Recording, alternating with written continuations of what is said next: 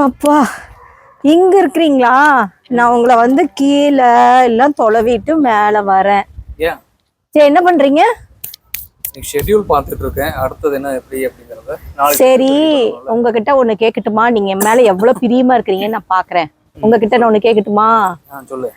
5 நிமிஷத்துல ஒரு புள்ளியோட பேர் சொல்லுங்க பாக்கலாம். 5 நிமிஷத்துலயா? ஜெயந்தி, ராணி, அபிநயா, மதுமிதா. நீ இரும்ப மாடு.